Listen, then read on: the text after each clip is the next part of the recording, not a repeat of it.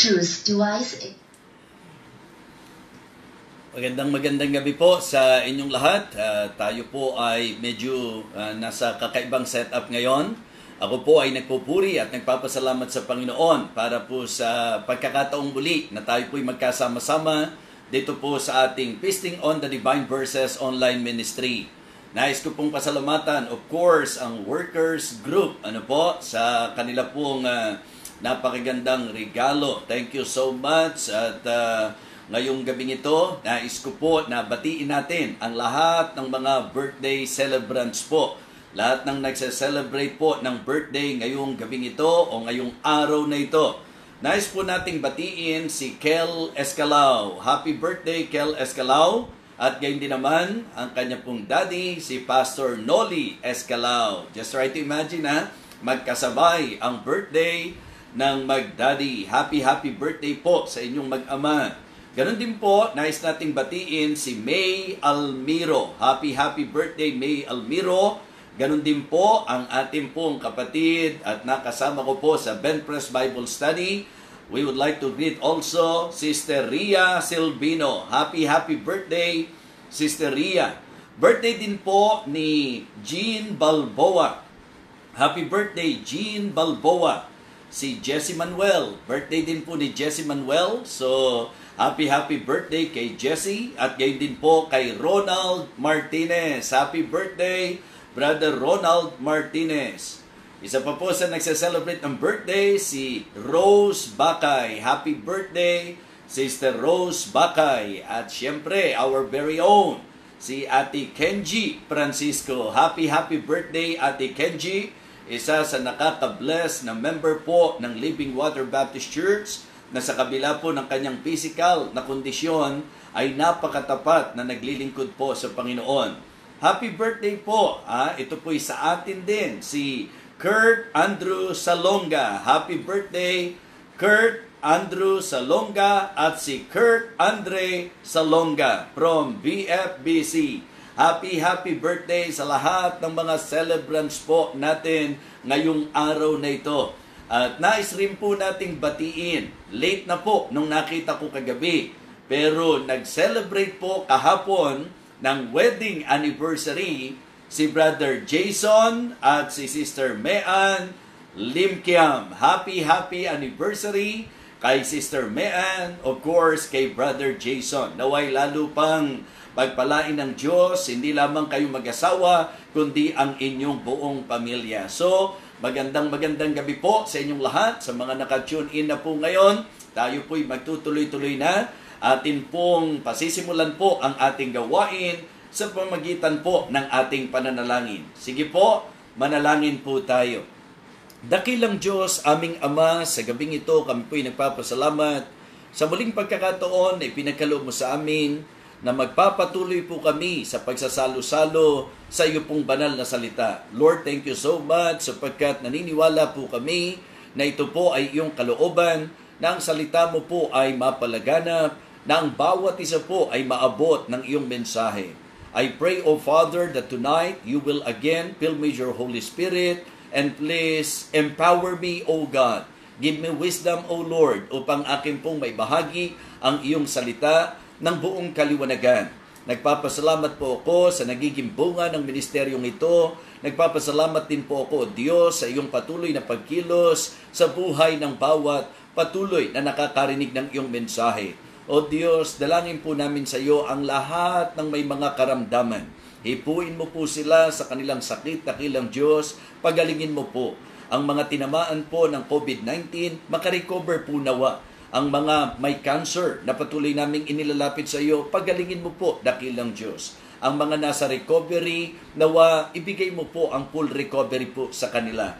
Ang provision para sa kanilang gamot, nagsusumamo kami. I-provide mo po, Panginoon. At ang hiling ko rin po, dakilang Diyos, ikaw po ang siyang patuloy na magpala sa mga local churches. At ang bawat na apektuhan po ng pandemic na ito, tulungan mo rin po, dakilang Diyos, na makabangon at nawa masumpungan mong kami patuloy na nagtatapat sa iyo at sa iyong kalooban. Ang mga frontliners, dakilang Panginoon, inihiling po namin sa iyo ang iyong pag-iingat sa kanila. Ilayo mo po sila sa virus, dakilang Diyos. at wag mong pahintulutan na sila po ay tamaan nito. Dakilang Panginoon, ang aming pong bansa na naapektuhan po ng pandemic na ito, maging ang lahat ng bansang apektado, inilalapit namin sa iyo, dakilang Diyos, na nawa, tulungan mo po ang bawat isa. Dakilang Diyos, hiling ko rin po ang mga ministries abroad, ikaw dakilang Diyos ang magpala. Panginoon, hiling ko rin po ang bawat pamilya sa Living Water Baptist Church, ganun din po sa Mission, maging sa Victory Fundamental Baptist Church. Hiling ko po na ang bawat pamilya ay papagtibayin mo, papatagin mo po, Panginoon. Salamat din po, Diyos, sapagkat kami po ay mayroon na namang pagkakataon na makarinig po ng iyong mensahe. Ang nalalapit na kasal po ni Opay at ni Ruel, Panginoon, inilalapit po namin sa iyo na ito po ay iyo pong gabayan at maging matagumpay nawa para sa iyo pong kapurihan, para sa iyo pong patuloy na kalwalatian, Panginoon. Hiling ko po na ikaw ang siyang mag-ayos ng panahon at lahat ng preparations na ginagawa po nila, na wadakilan Diyos, ito po ay iyong gabayan. Tulungan mo po sila, Panginoon, and may you provide for them, O God. Thank you so much, Heavenly Father. And again, tonight, as we continue to come to you, we would like to commit to you everything, especially the preaching of thy word, O God. Thank you so much. Bless each and every one of us, O Lord. Lalo na po mga kaibigan po namin, ang mga nakakasama po namin sa aralang ito. Sa iyo po namin ipinagkakatiwalang lubos. Salamat po, aming Ama. Ito po ang aming panalangin sa pangalan po ng aming Panginoong Jesus. Amen. Amen. Okay, so makinig muna po tayo ng special number ngayong gabing ito.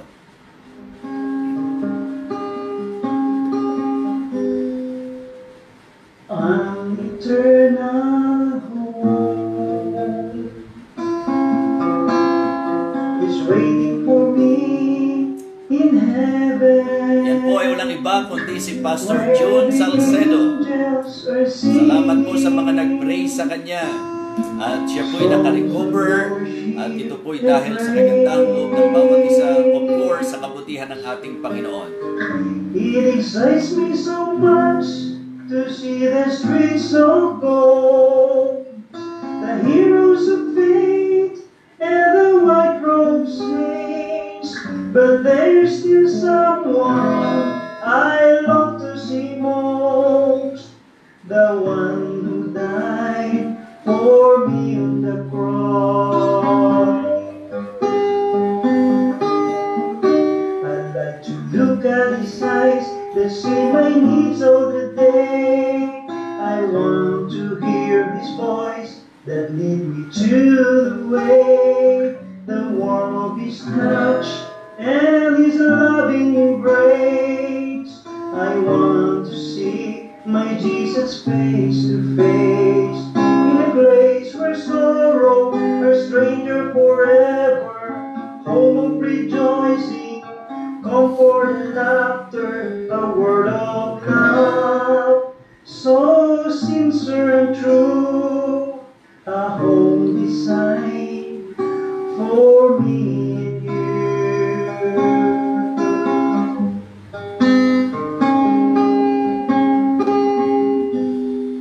For sure Paul is there, and I'm so eager to meet him. David the King is a joy to shake hands with.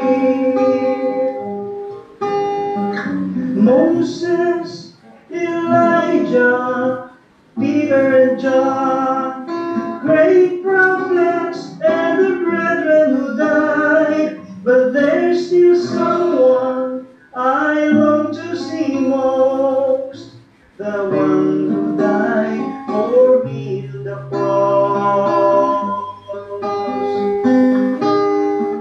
I'd like to look at his eyes that see my needs all the day.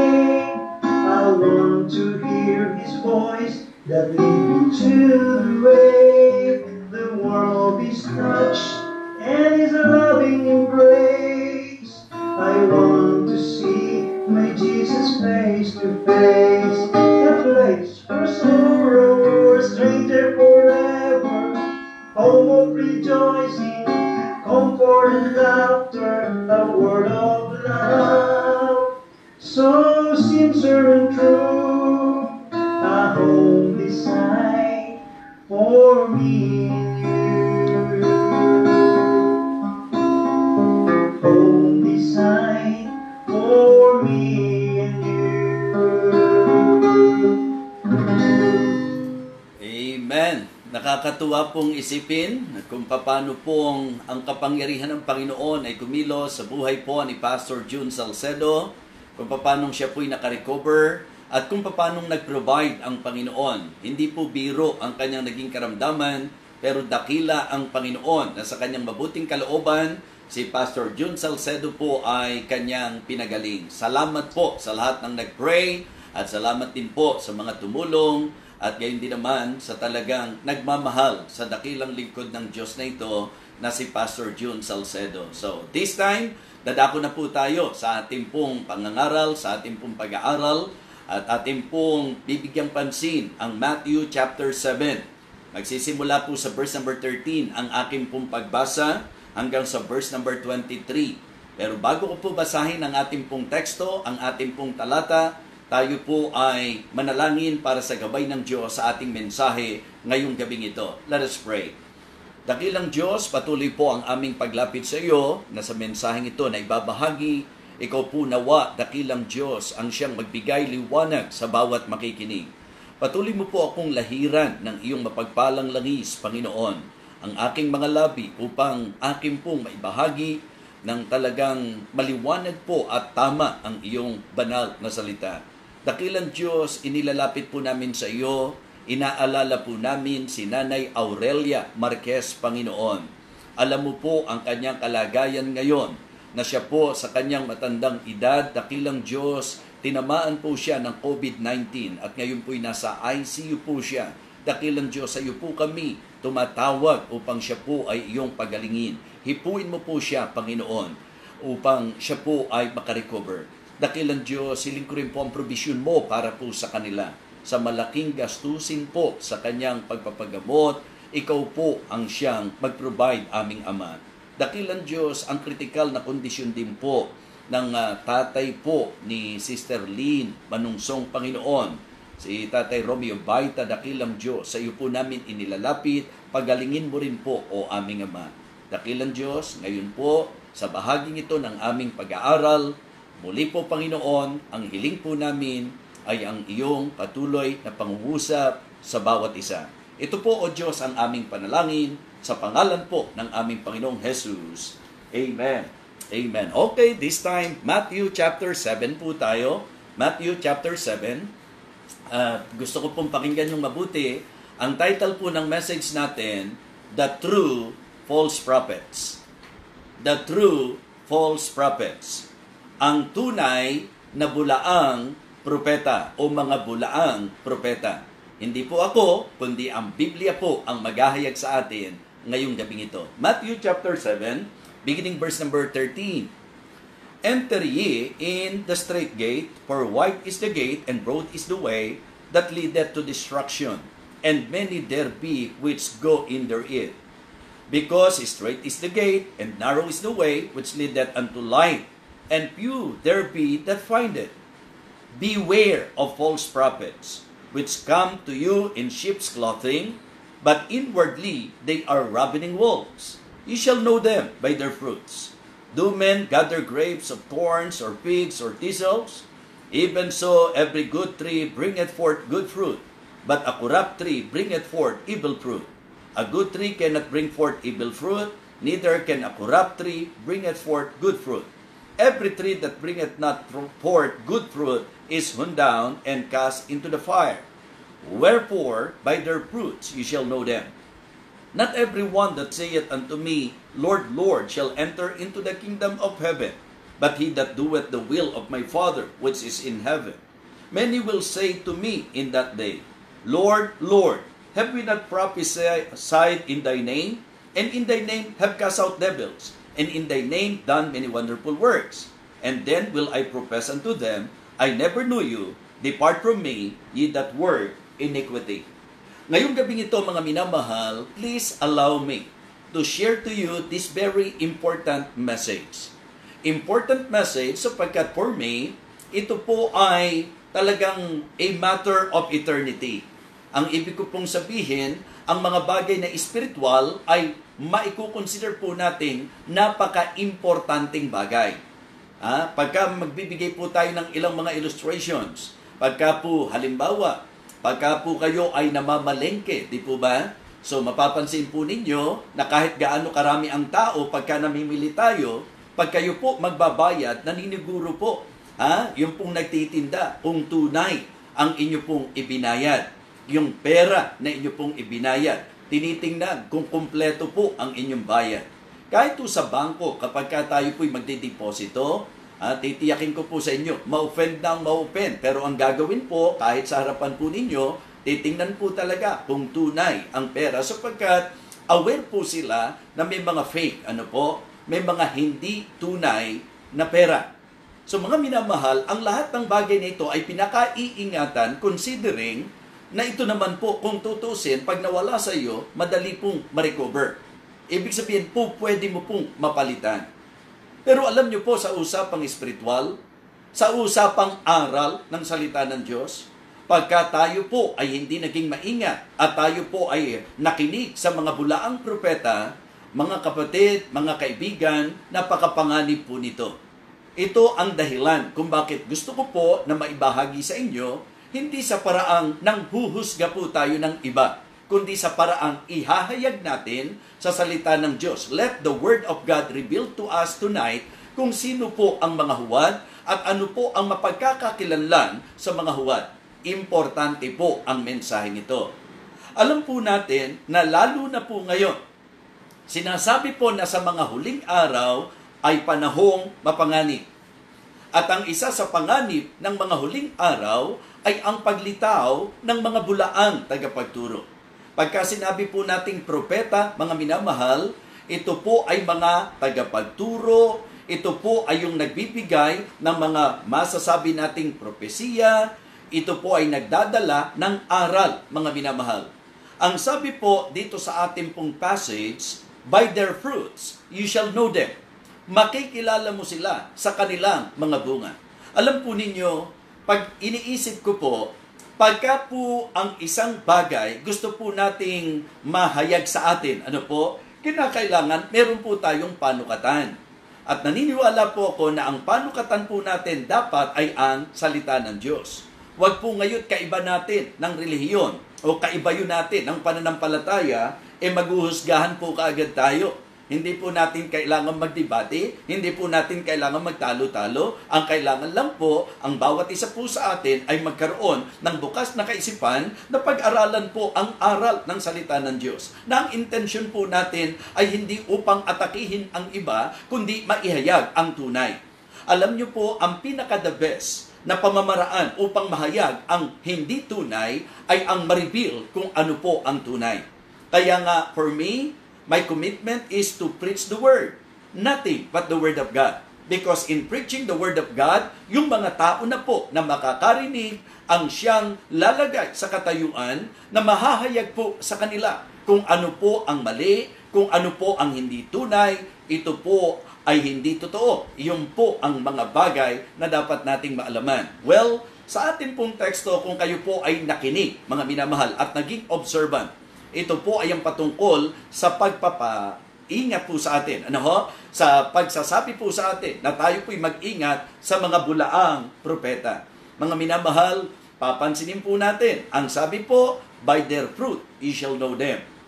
Sa mga bunga nila, makikilala mo sila. Dito po, ang sabi po, mga minamahal, sa verse number 15, beware of false prophets which come into you in sheep's clothing, but inwardly they are ravening wolves. Ingatan daw po. Sa verse 16, you shall know them by their fruits. Pagdating po, mga minamahal, sa sinabi po ng verse number 20, wherefore, by their fruits, you shall know them. So makikilala mo sila sa kanilang mga bunga, sa kanilang mga bunga, makikilala mo sila. Kaya nga, sabi ko po, nakakatawa yung title natin The True False Prophets. Ngayon po, uso yung mga fake news, hindi po ba? Yung bang tayo ngayon, nasa panahon po tayo na ang dami-dami po nating nababasa sa social media na kung saan mga masasabi po nating mga informations na apektado po kaagad ang marami. At ito po yung isang bagay na nakakapag-alala rin sapagkat minsan yung pong mga tinatanggap natin, tayo naman dahil concerned din po tayo without any negative or bad intention, pag pino-forward po natin, nagagamit din pala tayo para makapagpalaganap ng mga fake news, di po ba? So, lahat ng mga bagay nito, sa usapang secular, delikado po yan. How much more sa usapang salita ng Diyos? How much more sa usapang Biblia? How much more sa usapang pananampalataya? How much more sa usapang pang-spiritual at pang-kaluluwa? So, ngayong gabing ito, mga minamahal, please try to feel my heart.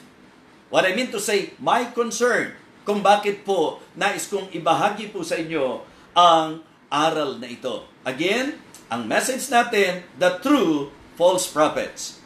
Ang tunay na mga bulaang propeta. Unang gusto kong bigyang pansin po natin is the direction of false prophets. The direction of false prophets. Tingnan po natin ang sabi ng verse 13 and verse number 14.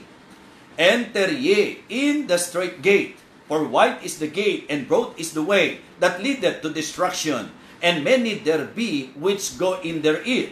Because straight is the gate and narrow is the way which leadeth unto life, and few there be that find it. So dito po, ipinapakita ng Panginoong Jesucristo na may dalawang direksyon. May dalawang daan, mga minamahal. Ito po ay ang tunay, totoo at tamang daan at yung pong daan patungo sa kapahamakan. Siyempre po, kapag pinag-usapan ng mga bulaang propeta, sila po ang nagdadala ng turo na kung saan dadalin po tayo sa malapat na daan. Alam niyo po, ang issue po ng pagiging totoo, hindi po kung sino ang marami. Sometimes, yun po ang basis, di po ba? Bakit kung totoo kayo, bakit kakaunti kayo? Hindi po ang bilang ang nagpapaging totoo sa isang paniniwala. Ang Biblia po ang nagpapaging totoo sa isang paniniwala. Kahit po ang dami-dami kapag kalihis sa Biblia, mga minamahal, ito po'y mali. At kahit nag-iisa ka, pagka ito ay Biblia, yun po ang tama. Dito po mga minamahal, may dalawang daan o pintuan na sinasabi po. Meron pong 2 gates, na na-mention po sa atin. Yung malapat na daan at makipot na daan. At tinukoy ng ating Panginoong Jesucristo na yun daw pong malapad na daan, marami daw po ang nagsisipasok dito. Marami daw po ang nakakasumpong nito. Pero ang problema, ang sabi po, ang malapad na daan ay patungo sa tinatawag nating kapahamakan. Ang mga false prophets po, ang mga totoo at tunay na false prophets, dadalin kanila sa malapad na daan.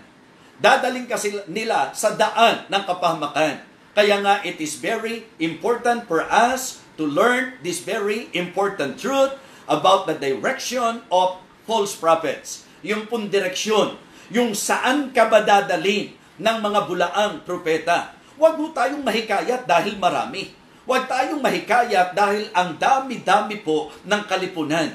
Mga kapatid, huwag ang dami ang maging batayan po natin. Huwag ang kasikatan ang maging batayan po natin. Ang Biblia ang dapat maging batayan po natin. Ang tunay na propeta ng Panginoon, ang dala po ay ang tunay na katuruan. Hindi ang bulaang turo. At ang kanyang tinatahak ay ang makipot na daan na hindi po ginugusto ng marami. Diba? Yan ang pong masasabi po nating paglalarawang ito. Dapat po magkaroon tayo ng idea na ang sabi po, ang direksyon ng mga false prophets ay patungo sa destruction. The direction of false prophets. Ang sabi po, again, verse number 13, enter ye into the straight gate, for wide is the gate, and broad is the way that leadeth to destruction, and many there be which go in therein. Marami daw po ang pumapasok, marami daw po ang tumatahak, marami daw po ang sumusunod doon po sa daan ng kapahamakan. At ang mga tunay na mga bulaang propeta, ang mga totoong bulaang propeta, ang talagang direksyon po nila patungo sa kapahamakan. So ito po ang isang mahalagang paalala. Kaya nga sabi ko po, hindi kung sino na una, hindi kung sino ang marami, hindi kung sino po ang kilala. Mga kapatid, kung sino ba talaga ang nagtuturo ng Biblia. Amen? Kasi maganda rin pong i-consider nyo kung ang pag-uusapan po, salita ng Diyos. Hindi ba ang sabi po ng Bible, by their fruit ye shall know them.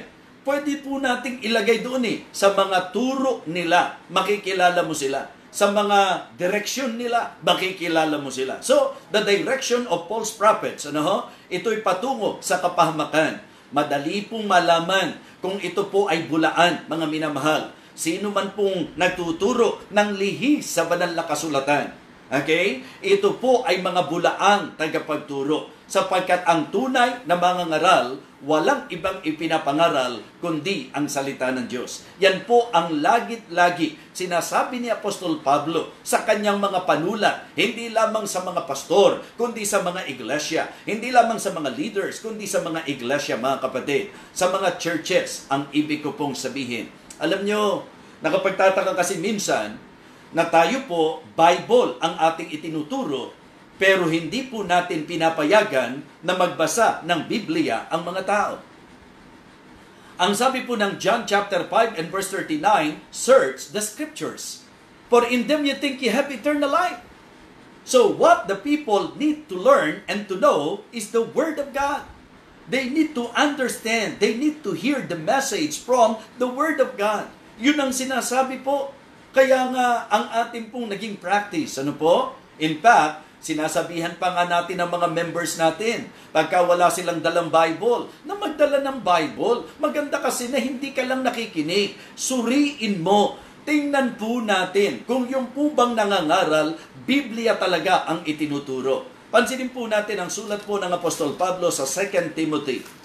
2 Timothy, mga minamahal, sa chapter 3, ganito po ang sinasabi po ni Apostle Paul, kay Timothy. 2 Timothy, chapter 3, verse number 13. But evil men and seducers shall wax worse and worse, deceiving and being deceived. Ito po ang isang napakahalagang bagay na dapat maintindihan po ng tao, na sa panahon ngayon, marami na rin po ang may dala ng Biblia. Marami na rin po ang nangangaral ng Biblia. Pero ang problema, kinakailangan po kasi kapag ka po ipinangaral ang Biblia, dapat po tama ang tabas. Diba? Kinakailangan po straight cut, mga minamahal. Ito po yung sinasabi sa chapter 2. 2 Timothy chapter 2 verse 15. Study to shew thyself approved unto God, a workman that needeth not to be ashamed, rightly dividing the word of truth. Hindi po sapat na may dala po ng Biblia, may dalang Biblia yung nagtuturo, areglado na po yon.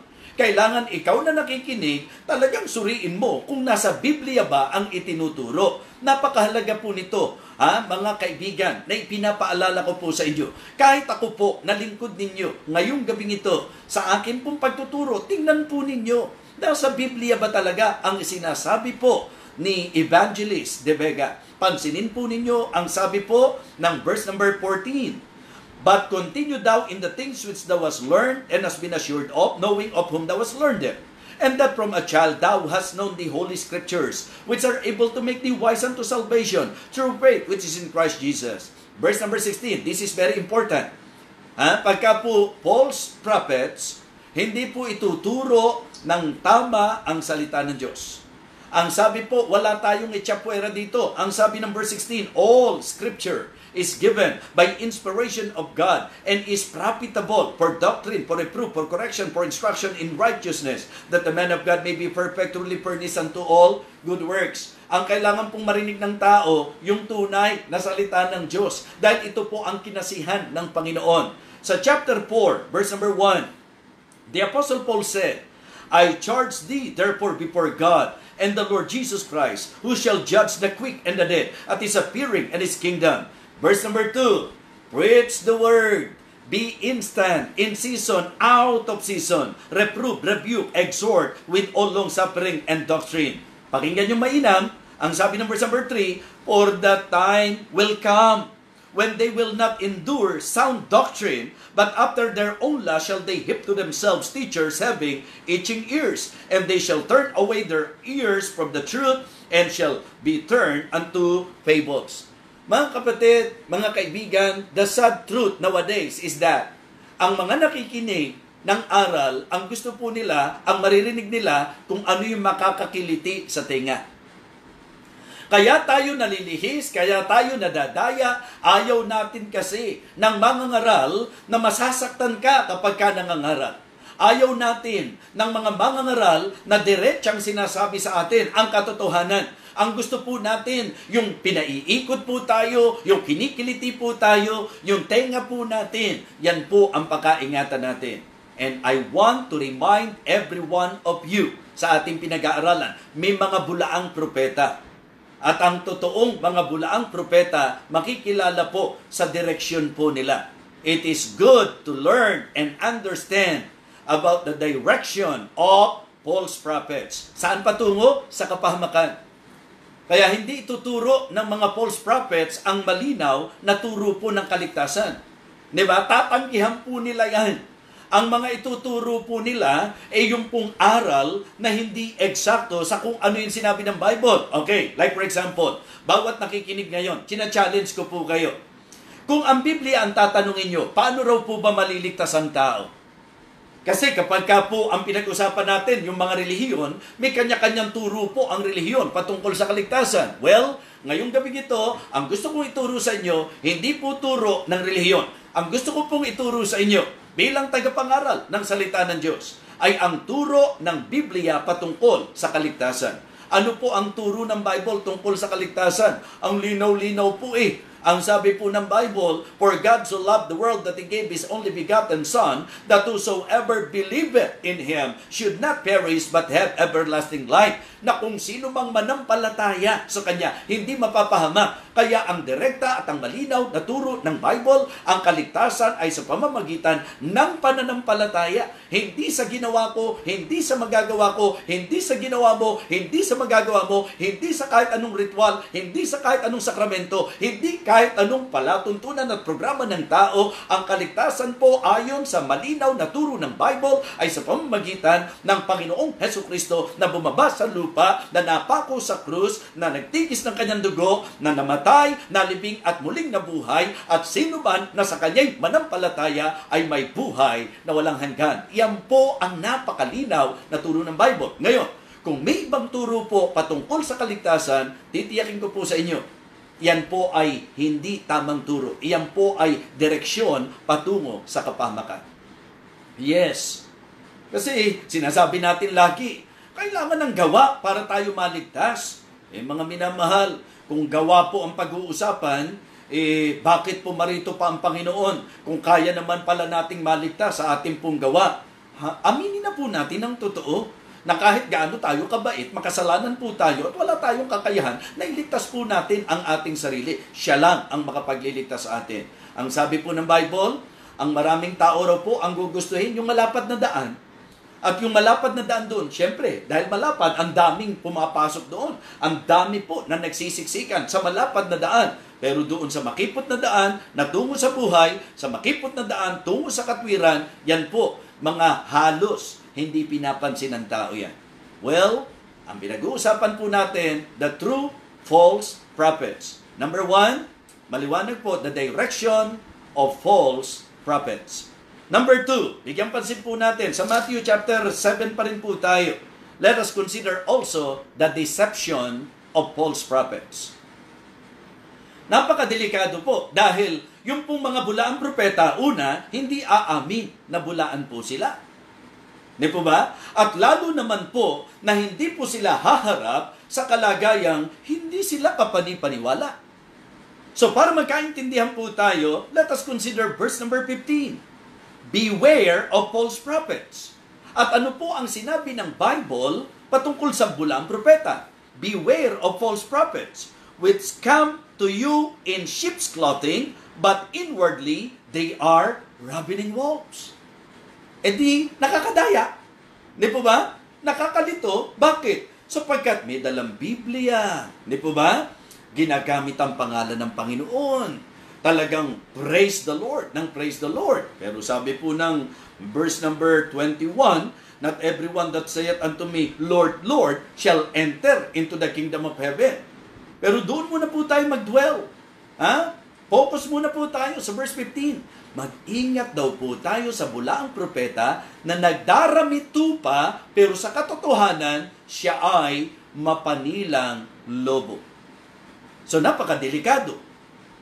Di ba? So, kaya atin pong magandang maunawaan na tayo po ay dapat mag-ingat sapagkat maging si Apostol Pablo po, ang linaw-linaw po ng sinasabi po niya, and no marvel, or Satan himself is transformed into an angel of light. Kaya hindi raw po nakapagtataka na pati ang kanyang mga propeta ay mag-anyo rin na kung saan propeta ng katotohanan at ng kaliwanagan. So mga kapatid, mga kaibigan, maganda rin po na nakakarinig tayo ng ganitong aral para mapaalalahanan po tayo na ang Biblia po ay kailangang basahin din po natin. Maganda pong nakikinig tayo sa mga tagapagturo, katulad po ng inyong lingkod. It is good na nakikinig po kayo sa akin, but please, aralin niyo po kung yung sinasabi ko, talaga bang turo ng Biblia. Baka mamaya nakalakos lang ako, pero sa loob pala nito, buhaya pala talaga.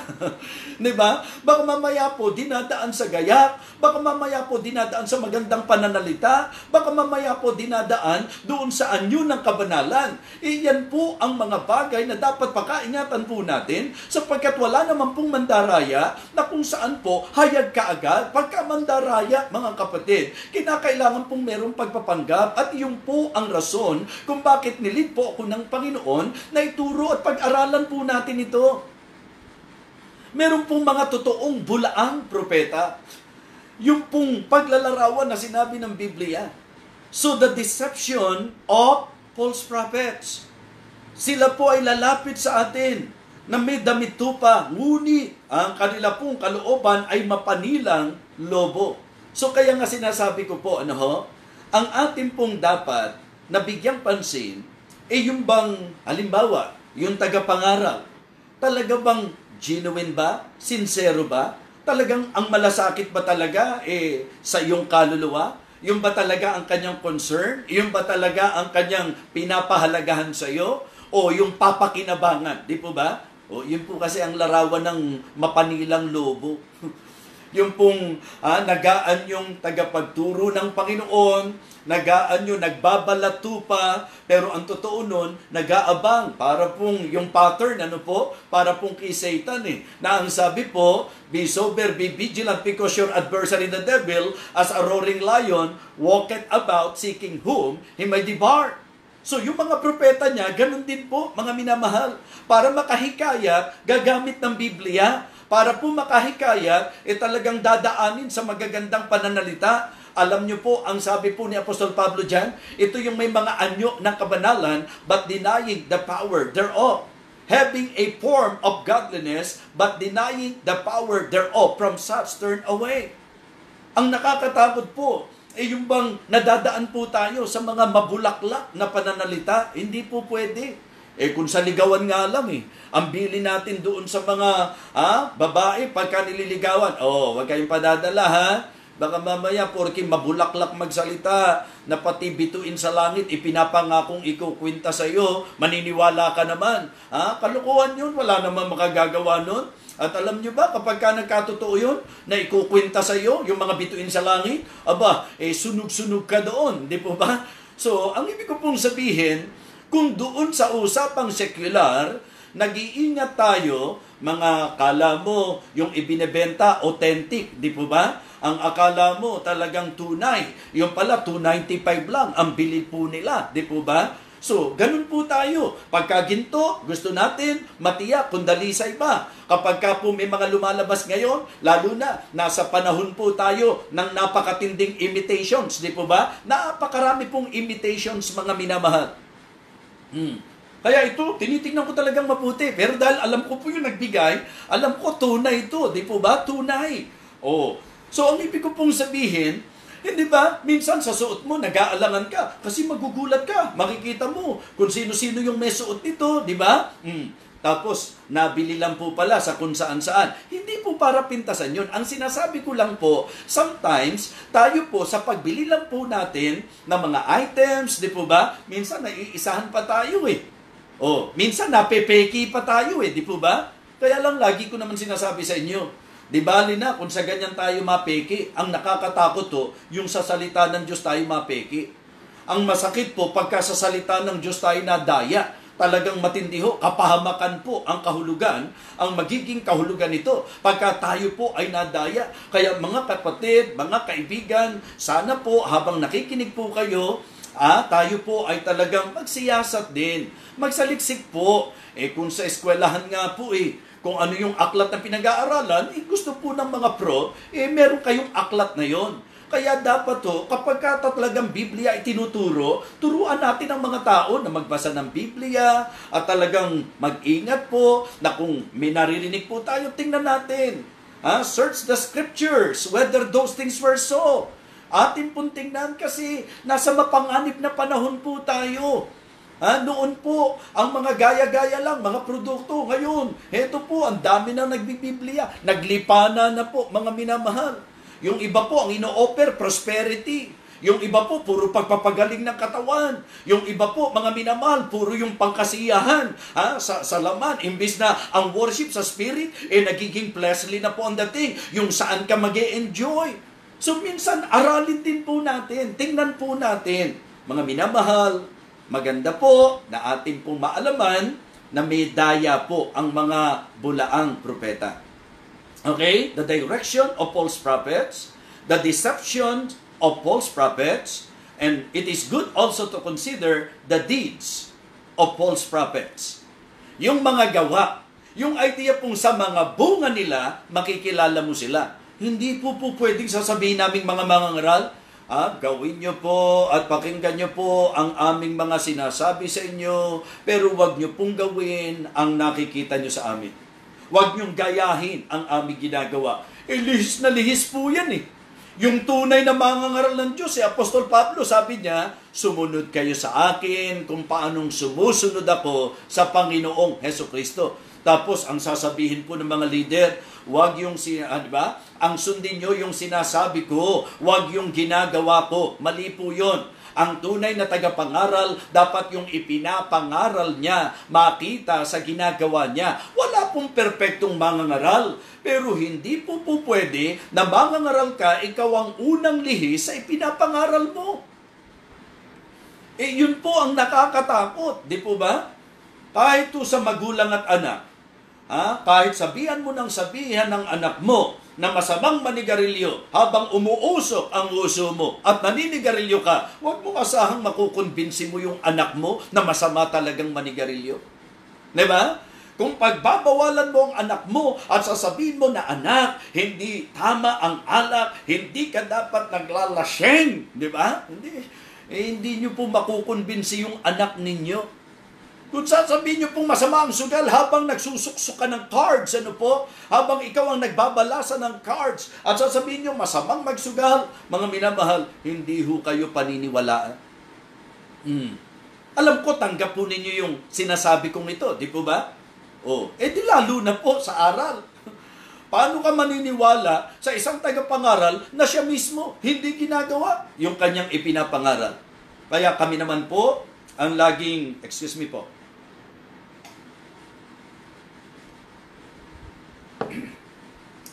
ang laging pinakaiingatan namin ay yung sinasabi ni Paul. 1 Corinthians 9:27, please. Pagka tunay na mangangaral po, mga minamahal, ganito po ang kanyang attitude. Ano po? Ganito ang kanyang disiplina. Ang sabi po sa 1 Corinthians 9:27, but I keep under my body and bring it to subjection, lest that by any means, when I preach to others, I myself should be a castaway. Diba? So mga minamahal, hindi po pwede na ang mangangaral magsasabi po na mahalaga ang salita ng Diyos na siya po talaga hindi nangangaral ng tunay na salita ng Diyos. Hindi po pwedeng magturo tayo ng pagpapatawad na ikaw puro puot ang nasa puso mo. Hindi po pwede, mga minamahal. So kinakailangan po makita po natin sa kanilang mga bunga ay makikilala mo sila. So ang isang idea, hindi lang yung direksyon, mga kapatid, yung deception, o ngayon po yung deeds. Yung mga gawa po ng mga bulaang propeta. So kaya nga sabi ko po, nung natatandaan niyo po, tinuro ko po, the Lord Jesus Christ, Jesus Christ, the Good Shepherd. Alam niyo po, yung John chapter 10, binigyang pansin po doon yung hireling at saka yung talagang shepherd. Meron pong kaibahan. Pagka po hireling, after sa upa, after sa bayad. Di po ba? So, after doon sa material na pakinabang, after sa pinansyal na papakinabangan.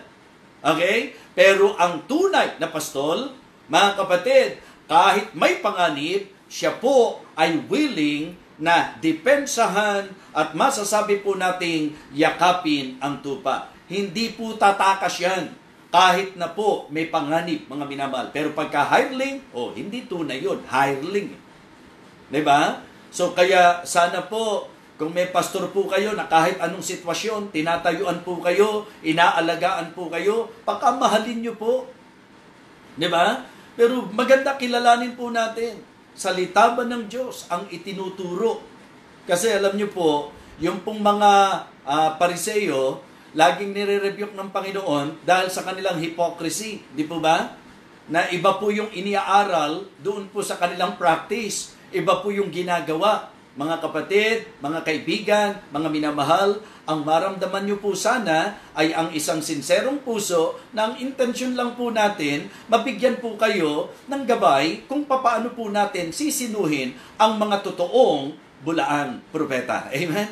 So, napakaganda po niyan. So, una po, the direction of false prophets. Number 2, the deception of false prophets. Okay, number 3, the deeds of false prophets. Okay, heto po ang panghuli po natin. Okay, the denial of false prophets. Yes, tingnan nyo po ang sabi po ng verse number 21. At dito po, magandang ang bawat isa po, medyo magbigay pansin. Ang sabi po, not everyone that saith unto me, Lord, Lord, shall enter into the kingdom of heaven, but he that doeth the will of my Father which is in heaven. Ayan o, may gabay na po tayo. Kahit praise the Lord, praise the Lord. Kahit na kada salita, puro Diyos ang laman ng bibig, pero hindi naman gumaganap ng kalooban ng Diyos, ang sabi po, tinatanggihan ng Diyos yun. Diba? Yun po ay tinatanggihan ng Panginoon. So, yun po ang mga bulaang propeta. Verse number 22, many will say to me in that day, Lord, Lord, have we not prophesied in thy name? And in thy name have cast out devils? And in thy name done many wonderful works? Anong sabi ng 23? And then will I profess unto them, I never knew you. Depart from me, ye that work iniquity. Mga minamahal, meron pong pagtanggi ang Diyos sa mga bulaang tagapagturo. Kahit po doon sa mga professing lang, yung mga nag-aangkin na Kristiyano pero hindi naman pala tunay. Kaya nga sabi ko po, medyo mag-consider po tayo na dito sa mensaheng ito may dahilan ng Diyos kung bakit ipinaririnig po ito sa atin. Upang tayo po ay magbigay ng atensyon, mga minamahal. Pansinin po natin ang itinuturong ito ng salita ng Panginoon. Kalungkot yun, yung asang-asa ka, tapos sa pagdating ng katakdaan ng panahon, i-deny ka, diba? Sasabihin sa'yo ng Panginoon, I never knew you. Denial yun eh. Di po ba? Denial yun. I never knew you. Depart from me, ye that work iniquity. Kaya ang tanong po, sa Biblia po ba talaga tayo? Yung po bang turo, sa Biblia po talaga? Yung tinatanggap mo bang aral, sa Biblia ba talaga? Baka mamaya tayo po ay nadadaya. Baka mamaya po, tayo po ay tinuturuan sa mga aral na hindi po maliwanag na nakabatay sa salita ng Diyos. Mga kapatid, Mga kaibigan, sana po makatulong sa inyo itong ating pong tinalakay. Paalala, not everyone that saith unto me, Lord, Lord, shall enter into the kingdom of heaven. Kaya kung ang direction mo, yung malapad na daan, hindi heaven ang pupuntahan mo. Kapahamakan. Yan ang sabi ng verse number 13, di po ba? So kung ikaw ay nagpadaya, di ba? Lalo na po yung nandaya. So, ang pupuntahan mo, kapahamakan. Yung nandaya at yung nadaya, ang pupuntahan po, kapahamakan. Kaya nga sana po ma-appreciate ninyo na may mga nangangaral na hindi po kayo hinihikayat sa relihiyon. Hindi po ang issue ay ang pagsapi sa samahan. Sana po ma-appreciate po ninyo na sa panahong ito may nangangaral na kung saan talagang ang intensyon hindi yung mahikayat ka lang sa samahan, kundi maturuan ka ng malinaw na aral ng turo ng Biblia sa kaligtasan. Di po ba? So, napakahalaga po. So, yung mga gawa, di ba? Ito po maganda. Tingnan natin sa dalawang kalagayan. Ikaw na nagsasabing Kristiyano ka, yung mga ginagawa mo ba, nagpapakilalang Kristiyano ka talaga? Yung mga activities mo ba, di ba? Yung pong ating po bang pamumuhay, nagpapakilala na Kristiyano talaga? Kasi sa mga bunga nila, makikilala mo sila. So meaning, po pwede natin sabihin sa direksyon nila, makikilala mo sila. Kristiyano pala, ba't ganyan ang direksyon? Di ba? Sabi niya, sa Diyos siya, bakit palayo sa Diyos? Bakit palihis sa Diyos? Di po ba? Sa direksyon nila, makikilala mo sila. Okay? Sa doktrina nila, makikilala mo sila. Ibig sabihin, yung aral. Sa Diyos pala ba't lihis sa Biblia yung aral? Di ba? Ba't kinukontra ang Biblia? Sa Diyos pala. Di po ba? O then, pangatlo po, pwede po natin i-consider, sa kanilang deeds, makikilala mo sila. Sa mga ginagawa nila, makikilala mo sila. Mga kapatid, mga kaibigan, nawa, matandaan nyo po ang ating tinalakay ngayon. Again, ang message natin, the true false prophets. The direction of false prophets. Kapahamakan po. Malapad na daan tungo sa kapahamakan. The deception of false prophets. Nagbabalato pa pero mapanilang lobo. Okay? The deeds of false prophets. Yung mga ginagawa ng mga bulaang propeta. Yung pong mga gawa, mga minamahal. At yung pong dinaya. Yung pagtanggi ng Diyos sa mga bulaang propeta. Paalala po, bago tayo magtapos, ang ating pong makikita sa itinuturo ng Bible na mapapahamak ay yung pong mga nandaraya at yung mga nadaya. Kaya ngayong gabing ito, maganda po na ang ating pong pakinggan at tanggapin ay ang malinaw na turo ng Bible, particularly para sa iyong kaligtasan. Ang kaligtasan po ay sa pamamagitan lamang ng ating Panginoong Jesus. Aminin natin at kilalanin na tayo makasalanan. Hingi tayo ng tawad sa Diyos sa ating mga kasalanan. Magsisi po tayo at buksan natin ang ating puso sa Kanya. Tanggapin natin siya bilang ating tagapagligtas. Yan po ang tunay na pananampalataya. Ang kaligtasan po sa pamagitan ng pananampalataya sa Panginoong Jesus, sa Kanyang ginawa para sa atin, na siya'y namatay, nalibing at muling nabuhay. At ang pananampalatayang ito'y may sasagawa po natin sa pamagitan ng pag-amin, pagsisisi at pagtanggap sa ating Panginoong Hesukristo. Kaya kaibigan, nawa, bigyang pagpapahalaga niyo po ang mensaheng ito na inyong napakinggan. Manalangin po tayo. Dakilang Diyos, maraming salamat po sa naging paggabay mo po sa aming pag-aaral. Salamat po sapagkat may Biblia na maaari po naming maging panuntunan, Panginoon, upang ang aming pong paniniwala ay masalig sa matibay na saligan, Panginoon. Lord, Ikaw nawa ang gumamit sa mensaheng na ipangaral upang ang bawat kailangang mapaalalahanan ay tunay na napaalalahanan, Panginoon. At kung sakali man na kami po ay tumatahak sa malapad na daan, nawa habang may panahon, may pagkakataon, amin na puntahakin ang makipot na pintuan tungo sa buhay at tungo sa katwiran. Nawa dakilang Diyos, ang mensaheng ito ay kanila pong tanggapin ng buong puso, dakilang Panginoon, at gawing gabay sa lakad sa kanilang buhay, lalo na po sa usapin ng pananampalataya. Thank you so much, Heavenly Father. Again, sa iyo po ang kapurihan, sa iyo po ang karangalan, sa pangalan po ng aming Panginoong Jesus. Amen. Amen. Okay, so purihin po ang Panginoon. At ulitin ko po, medyo iba po yung naging setup po natin ngayong gabi sapagkat si Sister Ara po na isa sa nangangasiwa, wala po siya ngayon. Kaya si Pastor Orson po, kung ano yung ginagamit namin, yun na lang po ang ginamit namin ngayong gabi. At ito po ay ang aking cellphone. Kaya sa totoo lang, nababasa ko po kayo habang kayo po'y nagko-comment sa ganitong setup. Kaya lahat ng mga kasama po natin, sumainyo po ang pagpapala, biyaya, kagandahang loob ng ating Panginoon. Ito pong muli ang inyong lingkod, Evangelist Fernando de Vega, preaching nothing but the Word and pleasing no one but the Lord. I love you all in the Lord. God bless you po.